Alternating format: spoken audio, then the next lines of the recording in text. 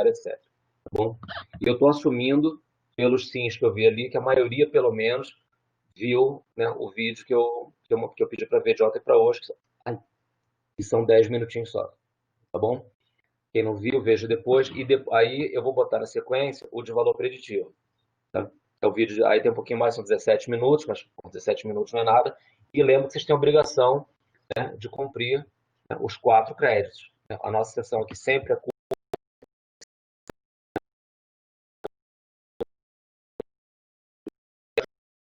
é só os gols do Fantástico e depois vocês vão ver o jogo inteiro depois em outro lugar. Tá? Então, vocês têm isso já em mente. Então, deixa eu compartilhar minha tela e a gente parte aí para o nosso assunto de hoje. Janela, vamos lá.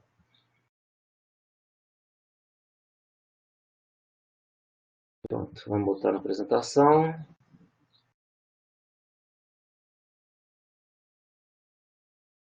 E pronto.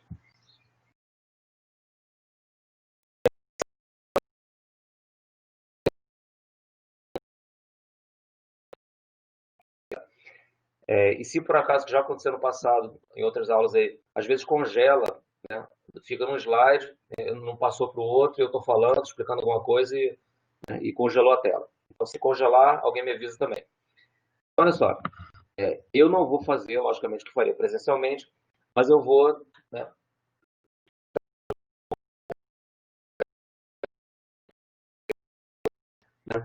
e falar um pouquinho do valor preditivo. E também foi uma dica que já está naquele exercício, da questão do vestibular, porque os valores preditivos eles dependem da prevalência daquele agravo que você estuda. Né? Então, a sensibilidade e especificidade, elas são valores que são inerentes ao teste que você está avaliando. Né? Assim, e aí é bom chamar atenção até antes de começar. O vídeo, ele fala que você analisa aquela curva, né, que chama curva ROC, depois a gente pode entrar em detalhes sobre isso, mas não é o foco aqui, porque você quer maximizar a combinação sensibilidade e especificidade, para ter o melhor ponto de corte possível. Né? Mas a característica do teste em si, ela é você que pode mudar, como ele mudou lá, por exemplo, vamos supor que você seja um marcador biológico, né? Algum marcador que está no sangue. Você pode dizer, acima de 100, o exemplo clássico é glicemia, né? Para ver diabetes. Quanto mais você diminui o ponto de corte para dizer que a pessoa é diabética, mais gente vai ser classificada como diabética. Claro,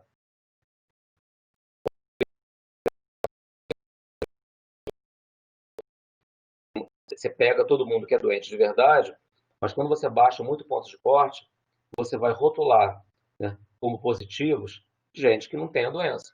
Né? Então, quando a sensibilidade ganha e você artificialmente mexe o ponto de corte de um marcador biológico para aumentar a sensibilidade, você acaba gerando falsos positivos que vão diminuir a tua especificidade. Então, sensibilidade e especificidade, quando você ganha em um, você perde em outro, né? E vice-versa. Mas aí ele falou assim, sensibilidade e especificidade variam, né? A característica do teste. Não. Você pode fazer o teu resultado ser mais ou menos sensível, porque você pode manipular o valor desse ponto de corte quando você estabelece dali para cima nego sadia, daqui para baixo nego doente. É você que faz isso, mas a característica do teste ela não muda. A capacidade dele de detectar um certo marcador biológico é fixa. Você que pode mudar os valores. Certo? Então, isso que fique claro. Porque o que pode variar, sim?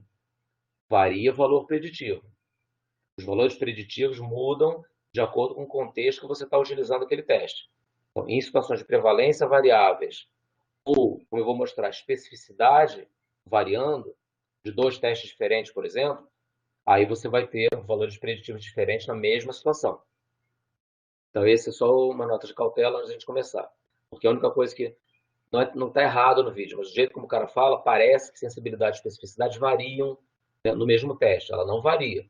Você pode fazer ela ficar maior ou menor quando você altera, né, o valor que você considera como doente ou sadio usando o mesmo teste. Agora, se você fizer aquele teste naquela pessoa, ele vai dar o mesmo resultado sempre. Então, vamos lá. como eu já falei para vocês, eu não vou ler tudo, né? Essa aula de hoje, né? Esse tópico de hoje, né? O objetivo é a gente distinguir quem tem ou não tem, né, um certo evento de interesse, né? E a gente vai ver, então, isso principalmente em cima de testes diagnósticos, mas não tem que ser um teste diagnóstico, como eu falei, assim, um exame de sangue, né? Pode ser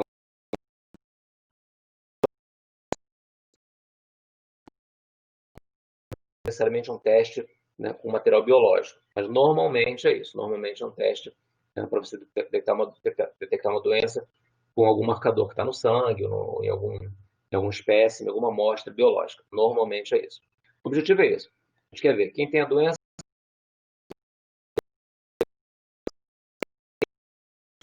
Na minha opinião, assim, eu gosto muito assim, desse tópico, porque eu percebo, eu acho, eu concordo, que ele tem uma aplicabilidade muito grande na vida concreta de vocês, mesmo já. Né? Não vai ter que esperar se formar para começar a usar esses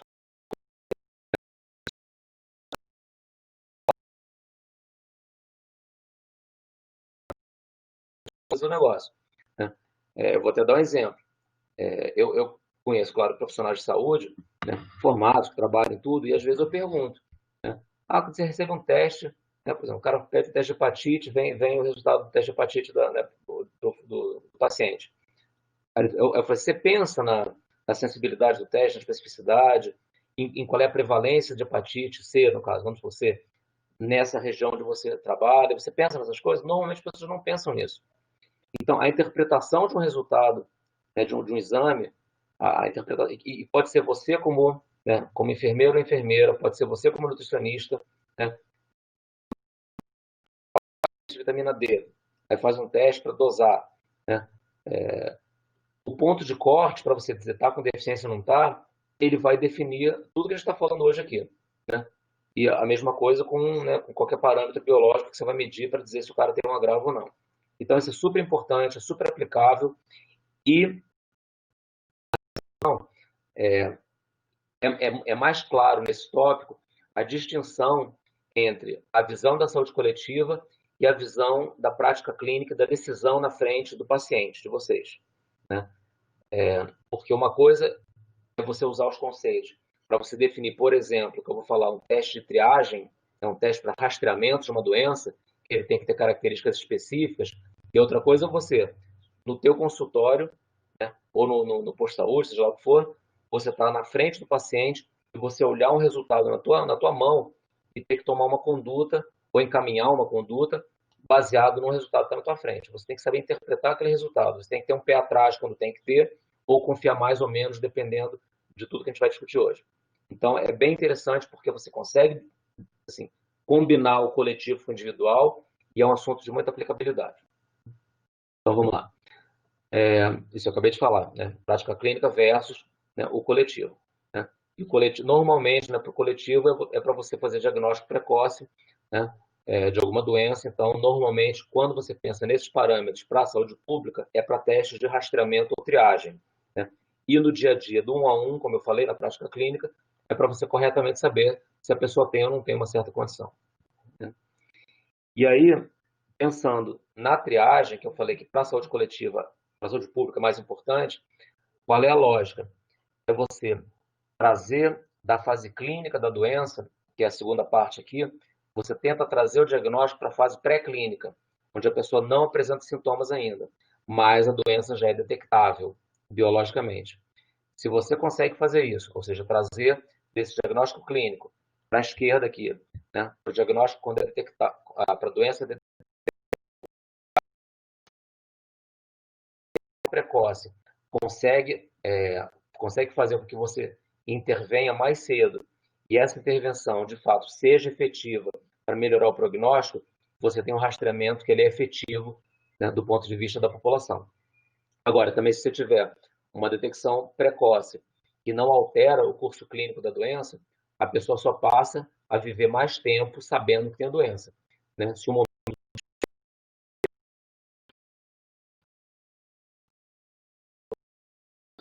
exemplo, né?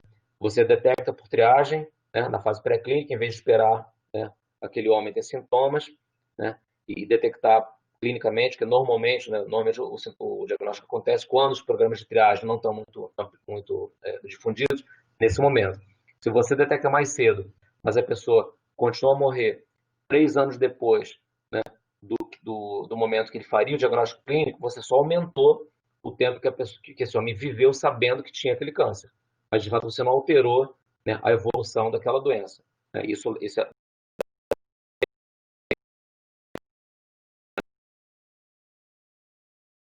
acontecer em programas de rastreamento que não levam a uma melhora efetiva na sobrevida dos pacientes. Então, essa é a lógica.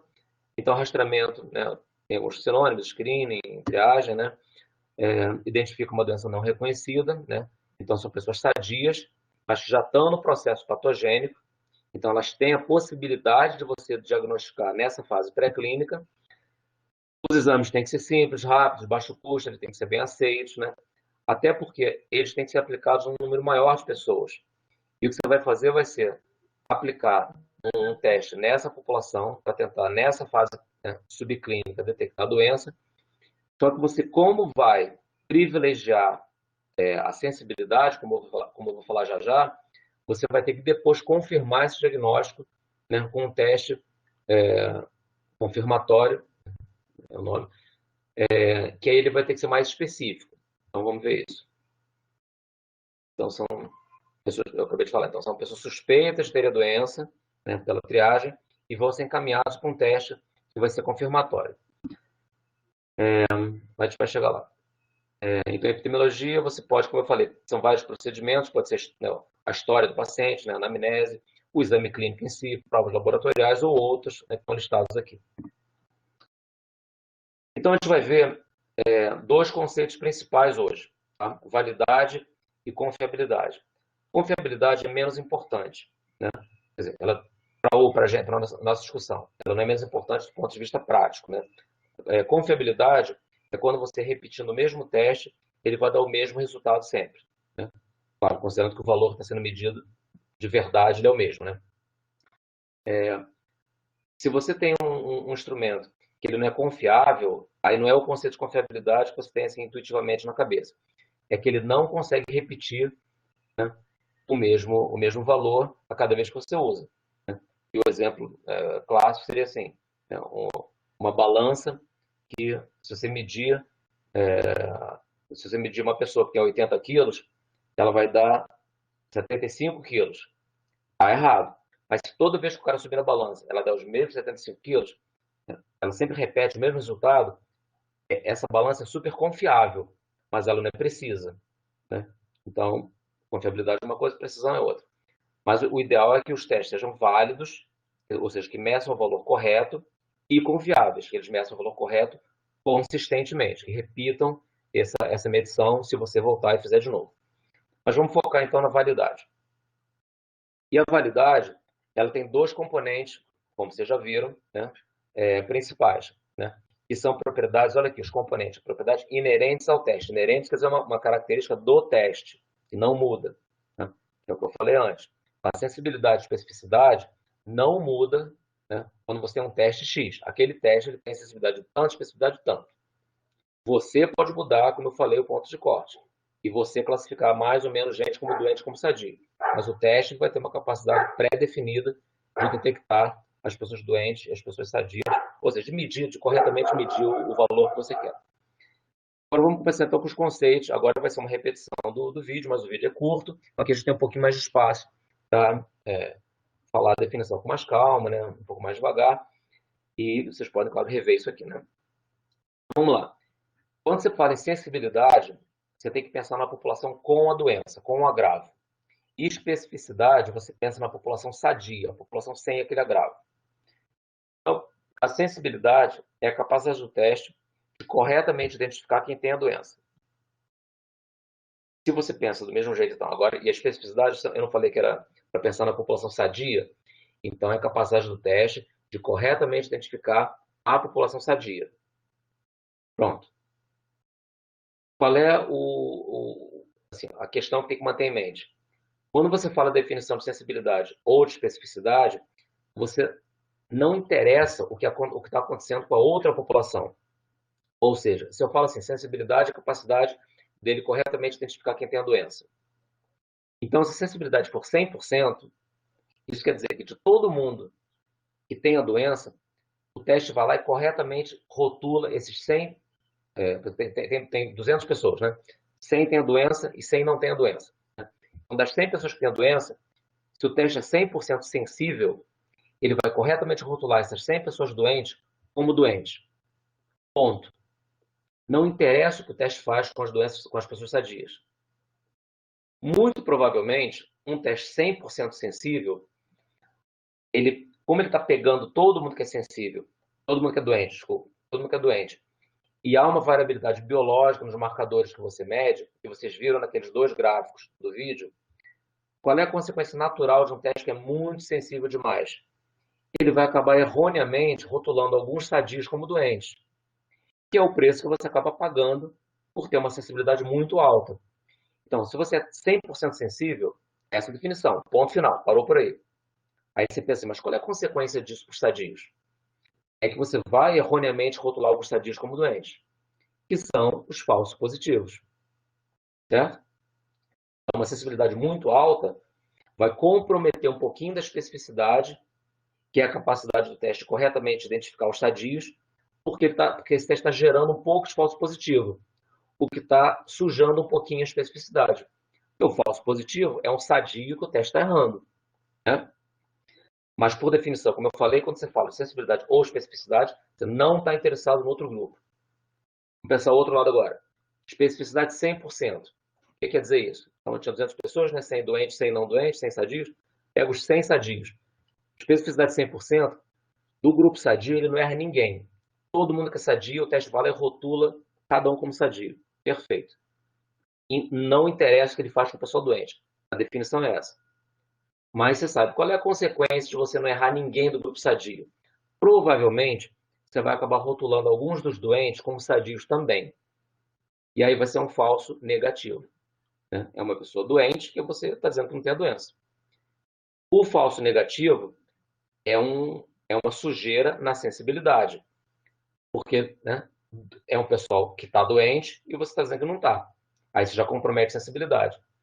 Então, vocês percebem que é um equilíbrio, né? Você privilegia a sensibilidade, você vai perder um pouquinho do outro lado. Privilegia a especificidade, perde um pouquinho de sensibilidade. Então, é um equilíbrio. Para fins de ilustração, né, o gráfico que vocês viram, os 2 gráficos que vocês viram o cara desenhar no vídeo, ele tem uma sobreposição muito grande, né? Então, parece que quando você tem uma sensibilidade 100%, né, você perde metade dos casos. Você erra em metade dos sadios. Não é assim, né? Não é tanto assim. Mas normalmente, sei lá, 98% de sensibilidade, aí você pensa, vai ser 90 e pouco de especificidade, né? Com 100% de especificidade, sei lá, 90, 90 e pouco, 80 e tanto. Você não perde tanto, né? Cai para 50% o outro. Mas é um equilíbrio. E vocês entendendo o conceito, né, esse que eu falei agora, é super importante porque a gente fala assim, sensibilidade, 100% de pegar os doentes. E aí tenta transpor de alguma forma, influencia, não tem nada a ver com os não doentes. O conceito de sensibilidade e especificidade dizem respeito exclusivamente à população doente e não doente, respectivamente. Ponto. Você que sabe qual é a consequência disso. Mas a definição não tem nada a ver com a outra população. Bom, esse exemplo eu já falei, né? Mas vamos lá. 10% de prevalência em uma população de 1.000 pessoas, aí você tem, né? Você quer ver a sensibilidade e especificidade. Isso é um exemplo teórico só, né? Hipotético. Aí você tem as 1.000 pessoas. Isso é parecido com o exemplo que o cara deu, né, no vídeo. Mas aqui a prevalência é 10%, então você vê, dos 1.000, né, esse total de 1.000 aqui, 100 tem a doença. Isso que eu falei, gente. Quando vocês montarem a tabela 2x2, né, uma vez montada, acabou a história. Você já sabe, né, tudo, né, o que vai ter que fazer. Né. O problema é você botar as pessoas aqui dentro.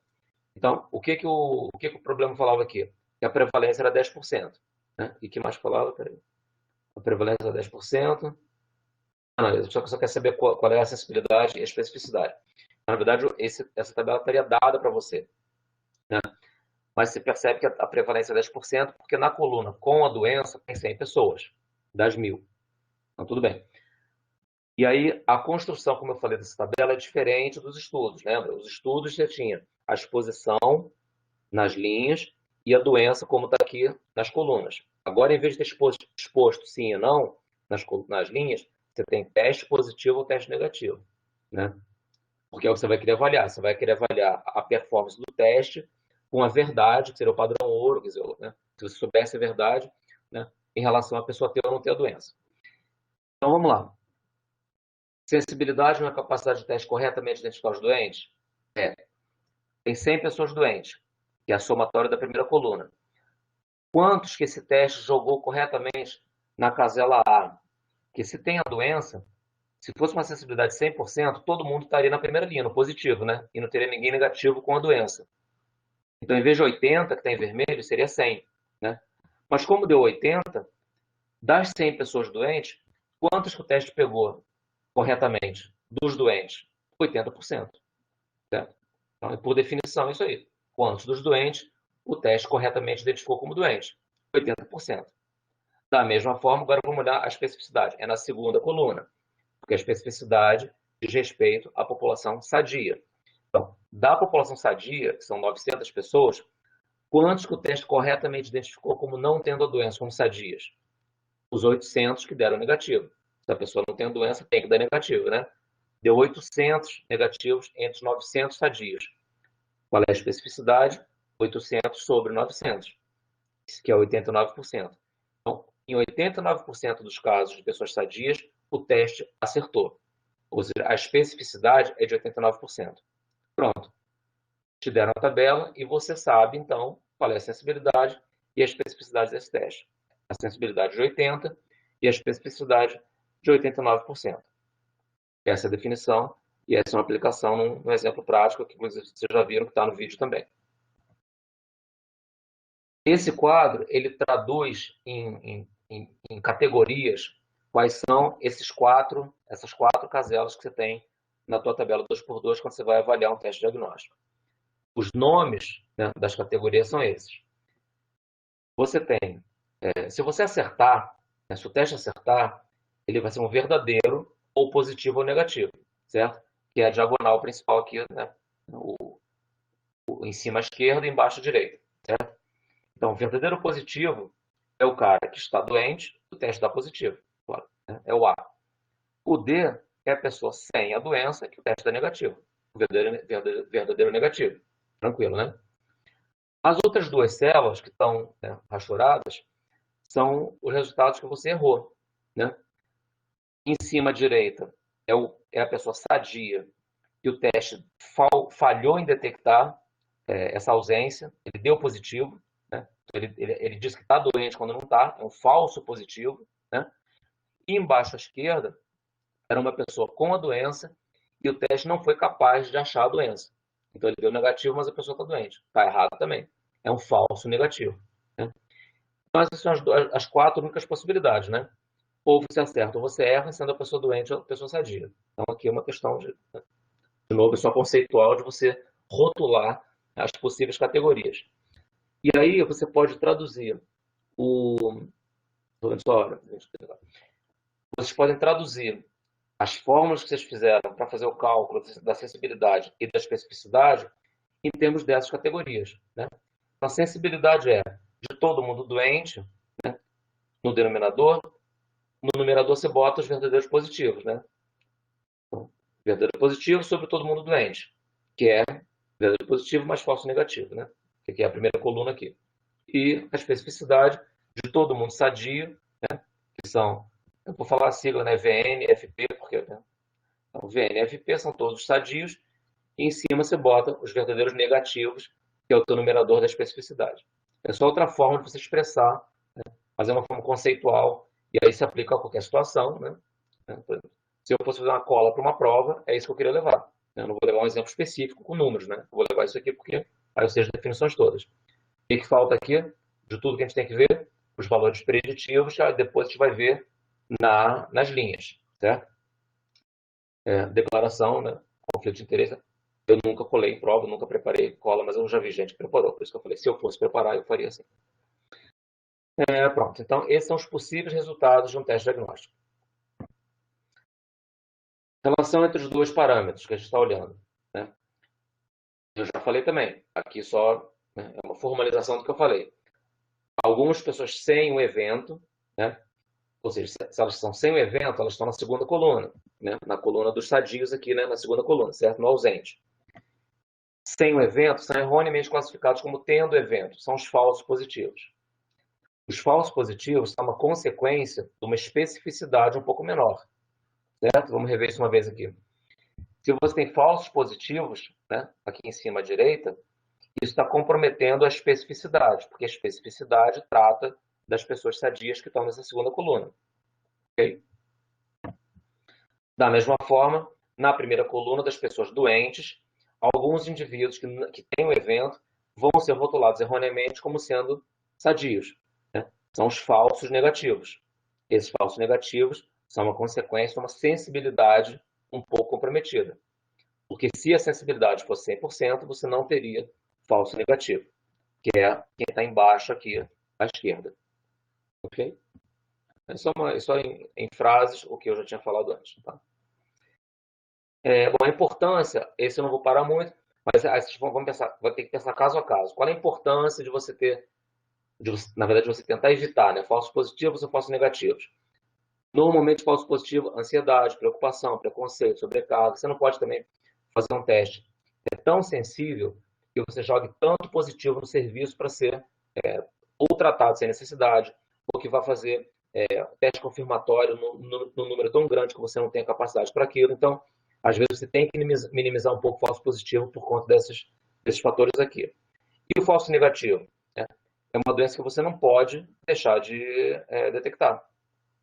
O cara é doente, ele dá negativo, né? Então, doença grave que você tem que intervir para poder melhorar o prognóstico. Você, teoricamente, não deveria deixar passar. Então, essa seria a consequência ruim de você ter um falso negativo, né? Quando é que a alta sensibilidade é prioridade? Né? Claro, obviamente, quando você quer minimizar falso negativo, a doença é grave, não pode passar despercebida, e você tem uma intervenção efetiva, né? E tem alguns exemplos aqui. Eu já falei isso, né? Quando você privilegia um, você compromete um pouco o outro. Para triagem, agora, importante aqui é vocês entenderem os conceitos. Eu já falei os conceitos, e vocês já viram no vídeo, depois vão ver de novo. Eu não vou parar muito nas considerações para a triagem em si, mas eu só quero que vocês entendam que é uma consequência, né, de você entender os conceitos, porque para a saúde pública, você vai usar a sensibilidade, principalmente, como um conceito importante para teste de rastreamento. Né? Então, para você usar o teste de rastreamento, ele vai ter que dar sensibilidade, porque o nome está dizendo, rastreando a população para achar, né, as pessoas doentes, mas você vai ter depois um teste confirmatório. Então, aquilo que eu falei, vamos privilegiar a sensibilidade. Qual é o preço que se paga? Para você gerar alguns falsos positivos. Não tem problema, depois no confirmatório você resolve isso com um teste muito específico.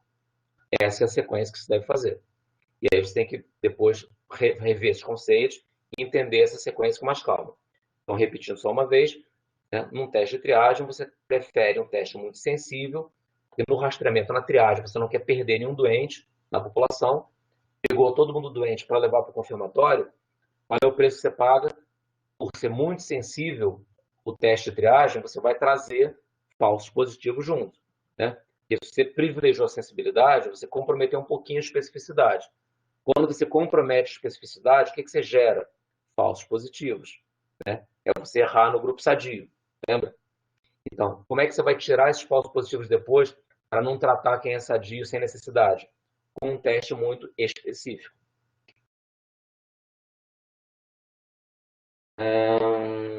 Tá, logicamente, você quando faz isso, você tem que ter um teste depois para confirmar o teste, né? E serviços de saúde que possam ofertar um tratamento que funcione. Não adianta fazer triagem para uma grave que não tem tratamento, né? Aí tem vários exemplos, né? Para saúde neonatal, triagem sorológica, câncer, doença transmissível, doenças leitas com calma.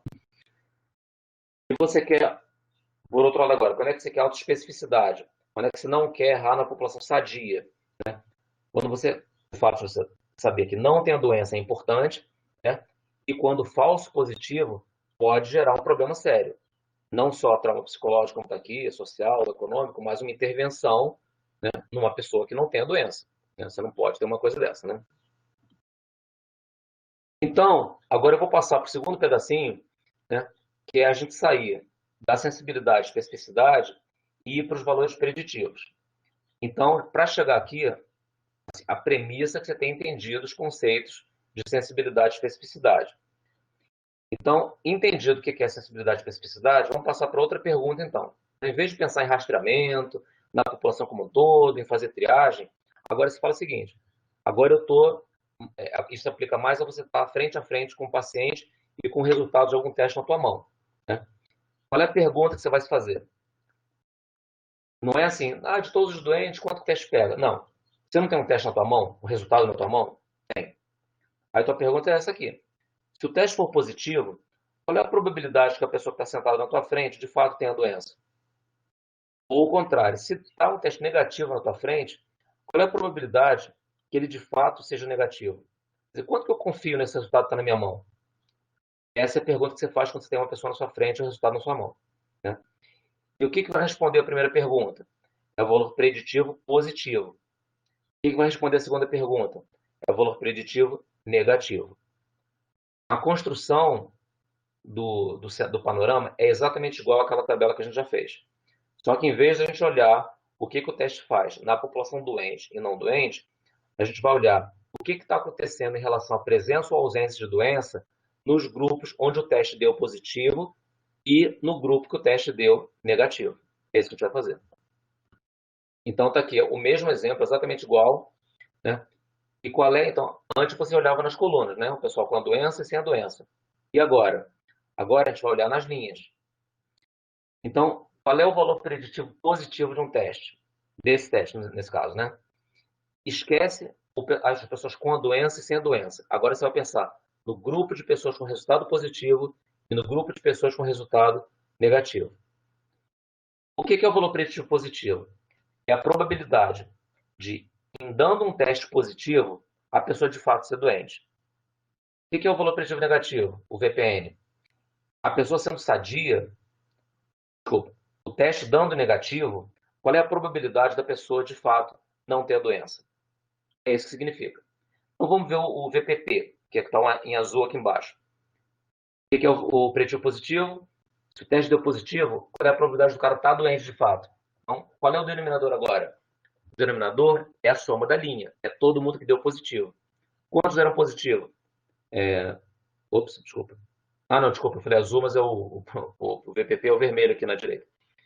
Quantos deram positivo? 180, né? Dos 180 que deram positivo, quantos de fato eram doentes? A primeira célula aqui, né? São os 80, né? Que é a pessoa que tem o evento e deu positivo.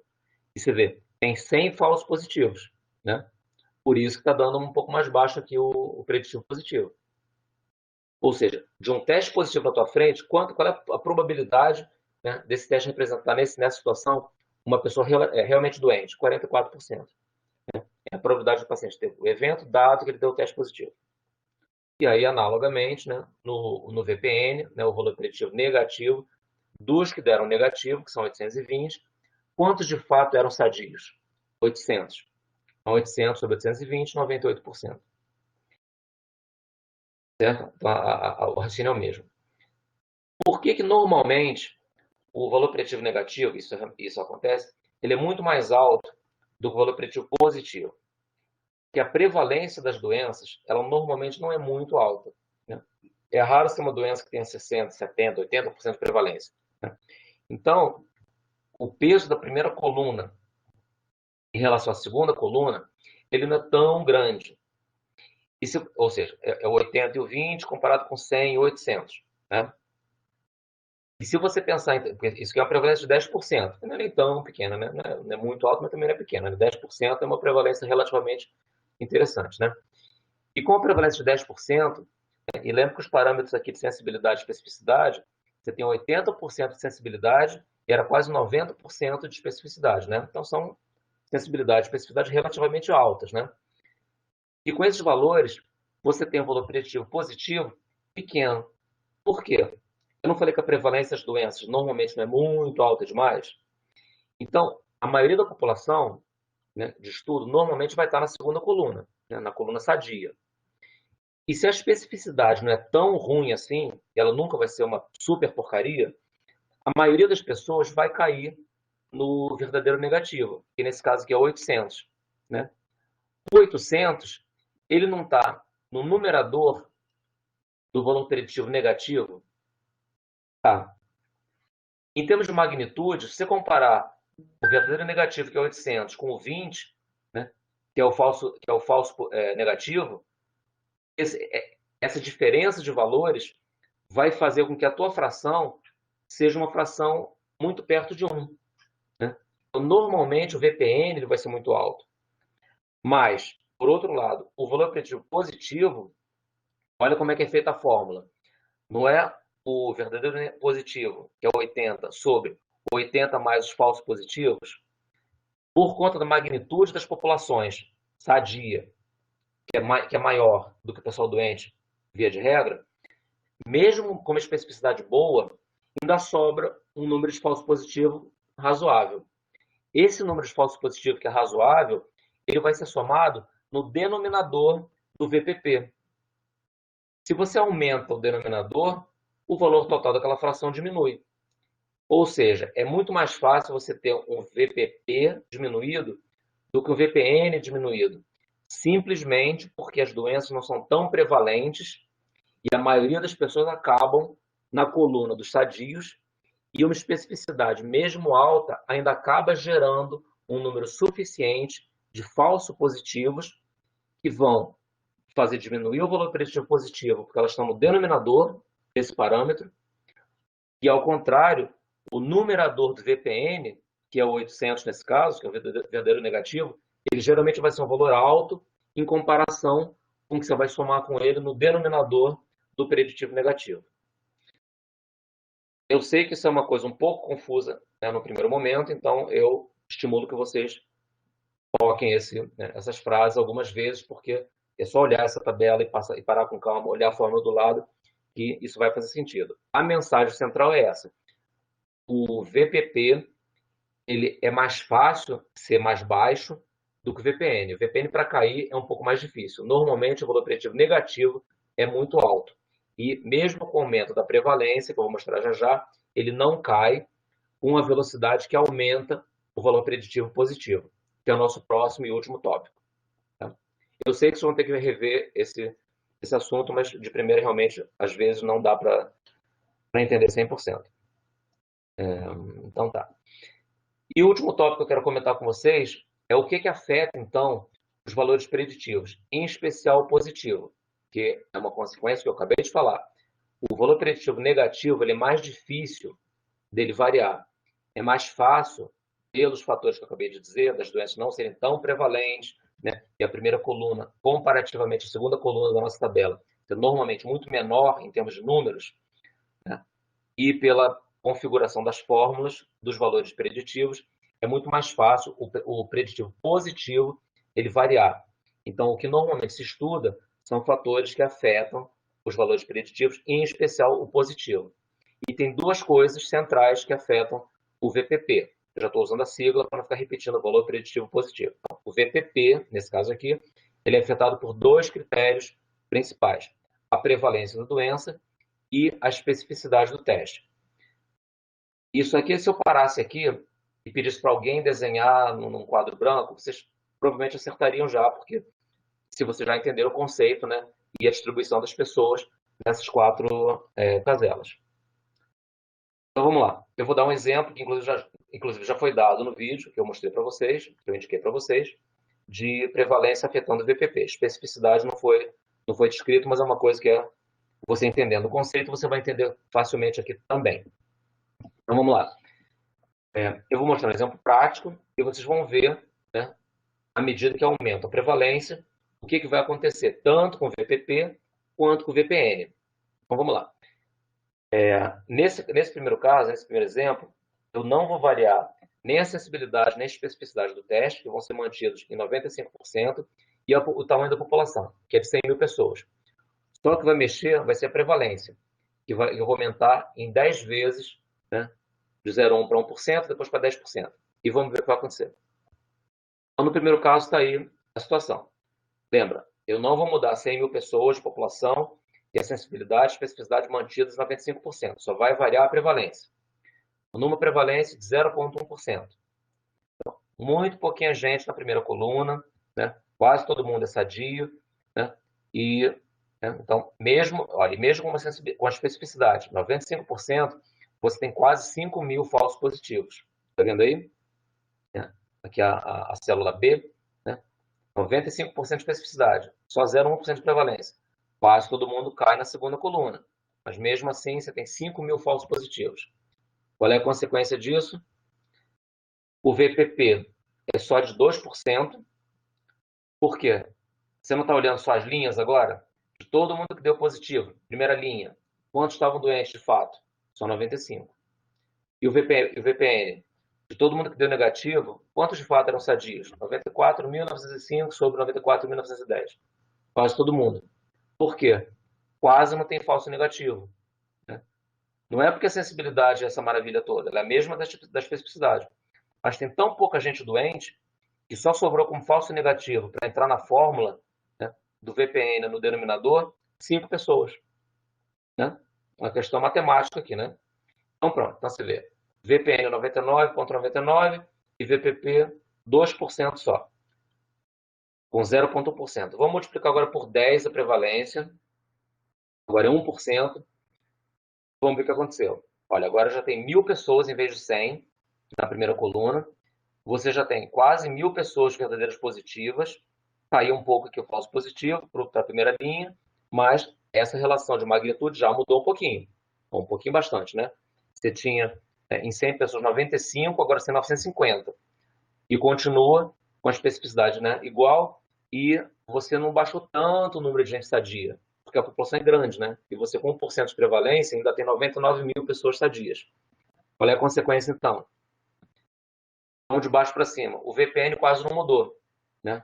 Mudou na segunda casa decimal, continua em quase 100%. Então, 100% não vai ser, né? Mas em vez de 99,99, é 99,90%. Né? Agora, olha o VPN. Era desculpa, o VPP, preditivo positivo, era 1,9%, passou para 16%. Olha o pulo que deu. Isso aqui é uma questão, você vê, a prevalência da doença, ela não fez inchar a primeira coluna, a sensibilidade, 95%, não jogou a maioria dos 1.000 na primeira casela ali em cima, para dar 950. 950 não está no numerador do VPP? Então, aí está o efeito do aumento da prevalência no aumento do VPP. Você inchou o numerador do VPP. Muito mais, e foi um efeito muito mais importante do que a queda no VPN, porque você, em vez de tomar 5 pessoas em 94 mil não sei quantos, 99 mil não sei quantos, você está tomando 50 em 94 mil.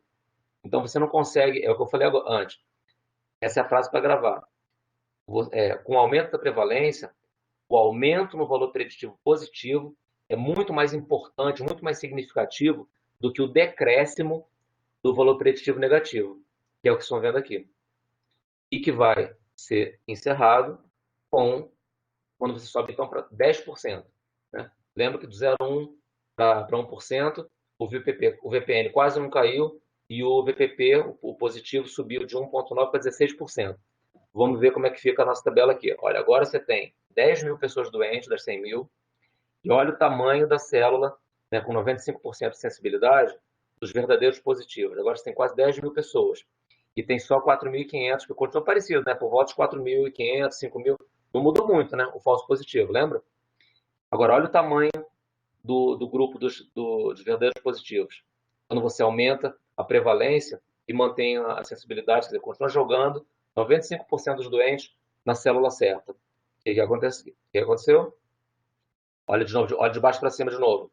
O VPN ainda continua acima dos 99%, quase você não erra, os sadios é muito pouco, mas o preditivo positivo, agora que era 16% com 1%, agora ele passa a 67%, quase 68%. Então, vocês veem que matematicamente, com o aumento da prevalência, você prova, né, você vê, você consegue enxergar por que esse aumento da prevalência aumenta na confiança que você tem que um teste positivo represente de fato uma pessoa doente.